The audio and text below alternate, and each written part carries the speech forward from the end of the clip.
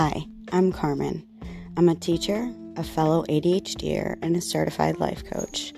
And I started this podcast with the intention of giving ADHDers everywhere a sense of understanding of this super complex neurodevelopmental disorder and to create a fabulous and safe place to share the struggles, the wins, and the newest researched strategies to help you be the you that you've always dreamed to be. Are you ready? Let's get started. Hi, my friend, and welcome back, or welcome to Authentically ADHD with me, Carmen. Hi, friend. How are ya? I am super pumped about today's episode. Not so pumped that I didn't get it out when I wanted to, but my brain is okay with that. And let me tell you why. I have been in my focused group coaching program for adults with ADHD for 6 months. That is a milestone for me. Not only have I not missed payment for 6 months, but I've also grown exponentially in those 6 months. I was already on a self-growth journey, a self-love journey, and a health and fitness journey. And this just added my sweet sauce, my secret sauce, all to everything that I've been learning. And I can't wait to tell you about what I've learned. So I've summed it up into a 10 tips episode because I had 5 and then I was like, no, I really need these other 5. So this episode might be a little bit longer than you're used to from me, but it has a ton of value and let's get started.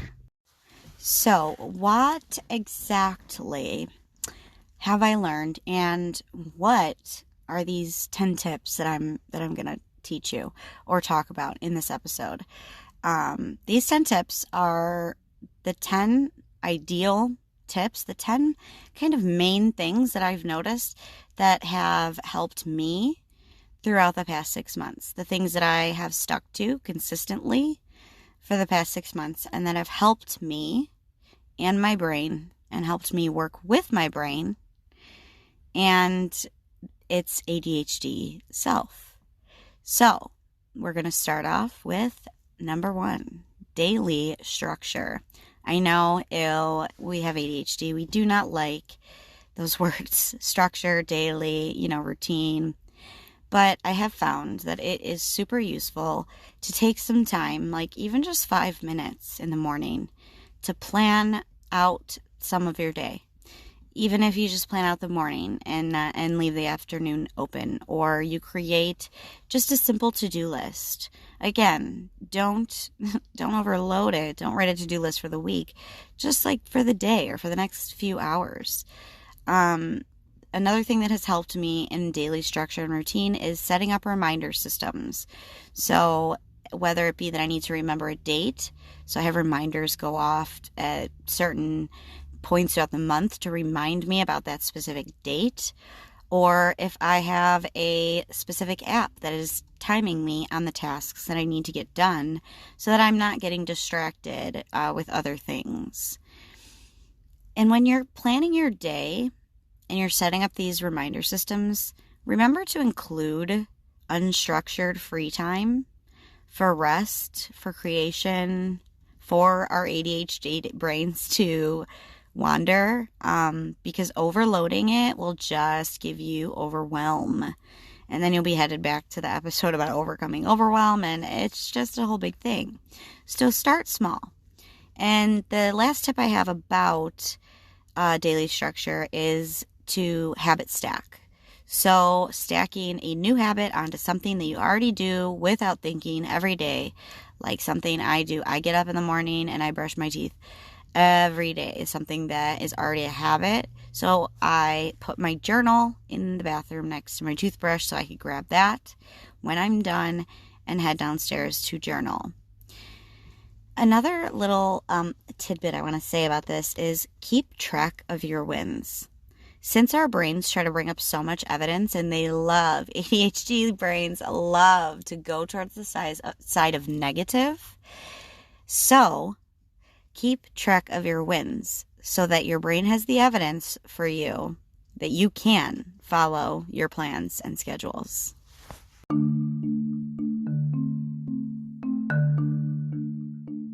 Hi, friend.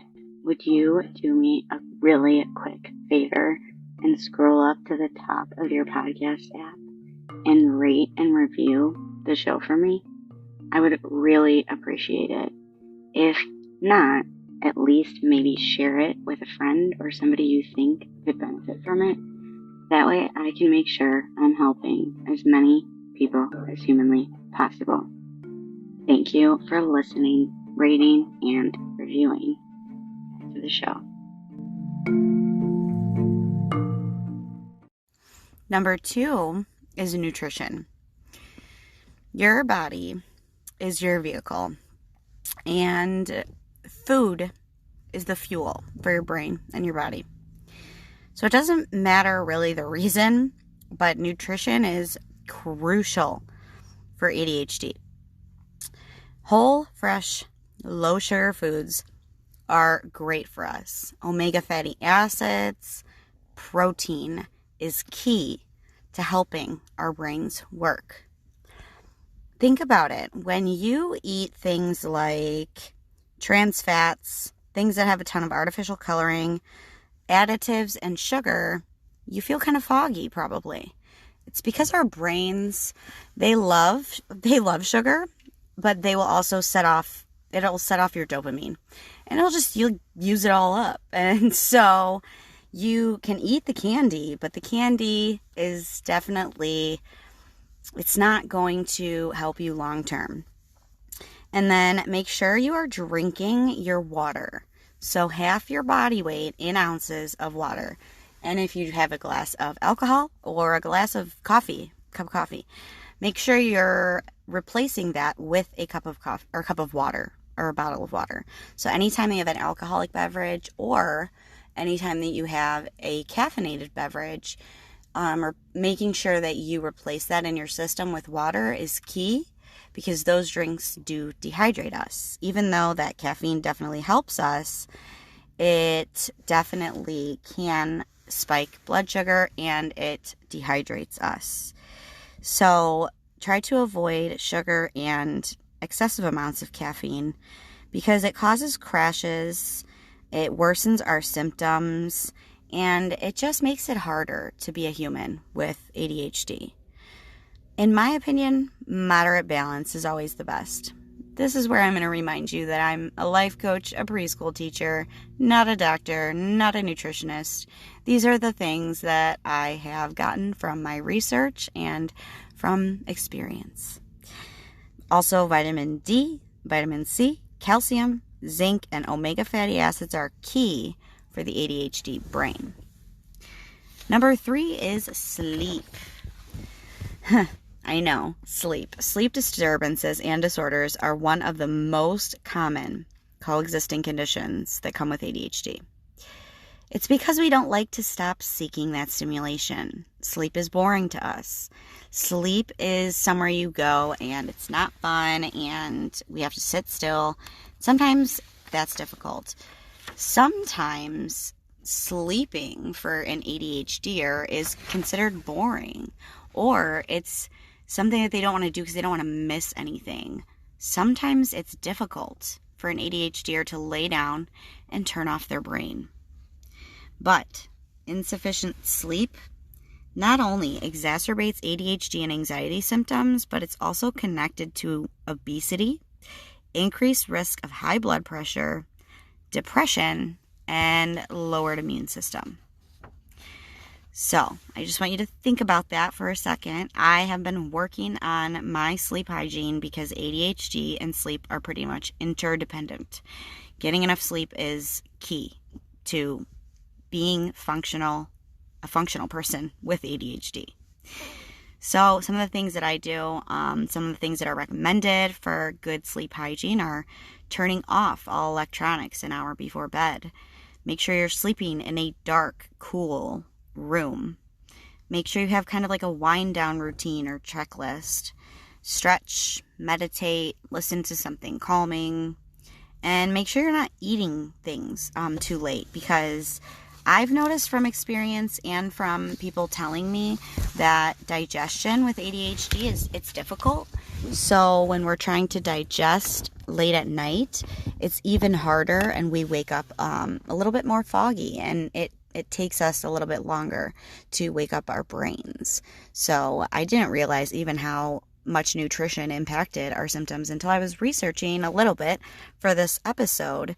The sleep and nutrition part of it are huge, and those things I had started working on before I joined this coaching program.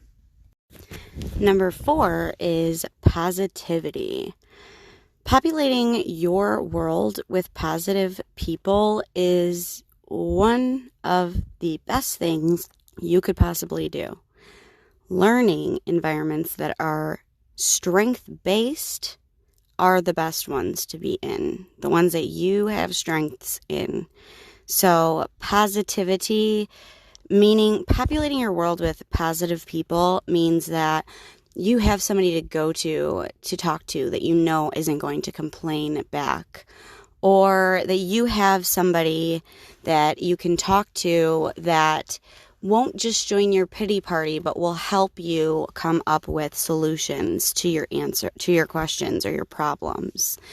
This also comes along with assessing your own strengths and having a stable partner. Try to steer clear of negative, down, cold, complaining people. If you don't know who those people are in your life, notice how you feel after spending some time with that person. If they tire you out and they make you feel more of the bad feelings or like negative feelings that you were feeling, then it's probably not a great idea. If you leave that person, you feel energized, happy, great, that's wonderful. Just remember that who you surround yourself with definitely impacts the actions you take in life. Number 5 is exercise. And I know, a lot of, it's a love-hate thing with us. I love exercise because not only does it help us look and feel great, but it also preps our brains to grow, focus, and initiate tasks. It's actually one of the most effective natural treatments. And some people even taper off of their medication and use exercise instead. Because when we use exercise, it releases chemicals in the brain that sparks or turns on the prefrontal cortex that readies it to work, learn, and sustain focus. I've read this book called Spark. It's about a Naperville high school. No, of course, I don't remember the author. But it's an entire research study about how exercise before school improved grades, social life, and organization and task follow-through. And it only takes 20 to 30 minutes of movement for 4 to 5 out of the 7 days of the week, which isn't too terrible when we really think about it. Number 6 is stress reduction. Exercise being one of those things that we can use to reduce our stress. ADHD brains have less stamina than typical brains do. I mean, some of us get hyper-focused and we can hyper-focus and do the things for hours, and that stamina is incredible. But for the most part, our brains reach fatigue in different areas quicker than typically developing brains. So we need more breaks, more time to reduce stress, overwhelm, decision fatigue, etc. Time to recharge and reflect. Our brains need rest more often than a typically developing brain does. Things you can do to recharge, rest, it's different for everybody. And I talk about it in one of my episodes about sleep. But yoga, working out during the day, meditation, walking and or running, music, and journaling could all help with those things, to try to reduce stress. Or, like I say, don't make it more work for you. Make it work for you. Stress reduction should be restful. Number 7 is connection and community. This is where my ADHD coaching, group coaching community and program comes in.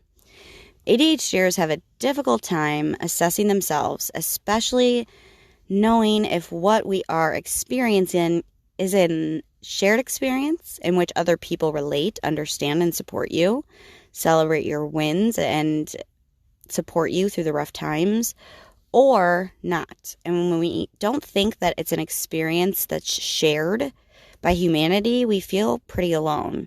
So, and especially having ADHD, it makes you feel incredibly different. Even those people that have ADHD that I know, none of them are the same as each other or as me. We are all different. We exist on a continuum like everybody else.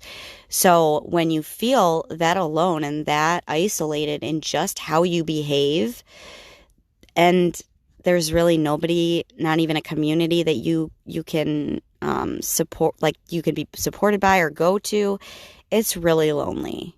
So when we have other real stories in a community of real people who understand, who relate, support, encourage us, it makes our chances of achievement so much higher because we see the evidence that we can.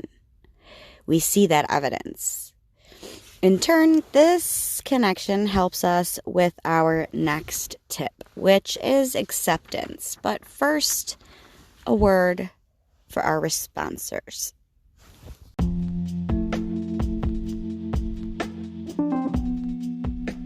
Hey listener, if you're looking for a little bit more in setting and reaching your goals or any other part of my podcast, you have two options below. You can join Focused and we both get a credit to our account, or you can sign up for a free 30-minute coaching call with me in the second link. Do either one if you feel like you want more support in these areas. Thanks. Talk to you soon. Dr. Hallowell says that community is one of the biggest precursors to success. We need that community to support, to be in a place of humanity, and it keeps us accountable with a community. So feeling alone isn't really a thing. So, self-acceptance, specifically. Accepting yourself doesn't mean you're perfect, and it doesn't mean that you've accepted and excused yourself. It means that you've accepted and validated yourself exactly the way you are. So, for example, I accept that I am just not organized. Just not an organized person. So, and that's something that I accept about myself. And it doesn't mean that I don't work on it. I do. I'm also pretty bad with money and bad at being on time. It doesn't mean I'm not still working on those things. It just means that I know that those are things that I have to work on. So what are some ways you can accept, love, and validate yourself? Which leads me into number 9. Self-awareness is part of self-acceptance. So this includes knowing what you want, setting boundaries, and using communication appropriately. Kids cannot do this on their own. They need to be taught by the adults in their lives, either by observing their actions or direct teaching. If self-awareness is important for the relationship with the self and peers, the self-awareness helps with some of the things that we struggle with, like interrupting, task initiation, knowing our hunger, and being able to use self-talk internally that we didn't develop in childhood as others did. Self-awareness also includes managing emotions and or RSD, also known as rejection sensitivity disorder. Again, all these things are learned, meaning children need to be taught, while adults like me can find ways to learn. Identify your strengths and then use them. Oh, friends, we are finally on number 10. This has been one of my longest episodes. At least it feels like it. I don't know. Anyways, as I go off on tangents. Number 10, finding, trying, and using the supports that work for you. Again, I am not a doctor. I am a life coach, a teacher, and an ADHDer. And I say this all the time. Your strategies and supports should always work for you, not create more work for you. And there are so many options for ADHDers when getting support. Did you know that ADHD is one of the most supported most supported diagnoses or disorders in America? So there are psychiatrists, there are cognitive behavioral therapists, and that's therapy that works with the mind and the thoughts and behaviors. There is ABA, or Applied Behavior Analysis Therapy, which helps work with developing skills, to working with behaviors. Most of the time, these behaviors are a little dangerous in some way to the self or others. There are several different types of medication, stimulants, which raise endorphins and dopamine and neurotransmitters and things. There is cognition-enhancing medication that lowers blood pressure and helps control mood. And then there's antihypertensive medications, which lower BP. Those are all FDA-approved ADHD medications. There's also ADHD coaching. If you didn't hear my little blurb about it, my coach, Kristen Carter, is fabulous. She's the reason I started this podcast, and she's the reason that I continue to learn more about myself and ADHD in general. ADHD life coaching works for ADHD, and as I mentioned before, I am proof. Coaching for ADHD works because our brains have neuroplasticity, meaning they can change and they have abilities to grow. In Focused, I have learned and grown so much in my 6 months. It's like astounding. It literally gets to the root of the problem. That's what the ADHD coaching is called, causal coaching. It's not really accountability coaching. The community is accountability coaching, but this is more of causal coaching. So it gets to the root of the problem. It gets to the root of why are you feeling this way, because of maybe some thoughts that you didn't even know were there. And then it helps you rewrite your story. So for me, I've rewrote my self-concept. I write down, analyze, and manage my thoughts. I can stop myself when I begin to start shaming and blaming myself. I can stop when my emotion is starting to explode at someone else. And I've made new friends who understand me in this community. See, Kristen Carter is an amazing human being. I am part of a group of causal ADHD coaching. That means my community and a lot of my tools and supports are in one place, Focused. And it's made by an intelligent woman with ADHD for all people with ADHD. So it's ADHD friendly. Very. Like, you wouldn't believe how ADHD friendly it is. Like, I listen to the call replays on a podcast. It's wonderful. I've also learned how to manage my time, my thoughts, my emotions, and therefore my actions. So, friends, don't take ADHD lightly. There are plenty of things that we can do to help support ourselves. As Dr. Edward Hallowell and John Rhodey say in ADHD 2.0, we have a race car brain with bicycle brakes. But I hope with these 10 tips, I have helped you maybe start to learn that we can control these brakes and actually the race car. That's all I have for now, friends. Stay authentic and we'll talk soon.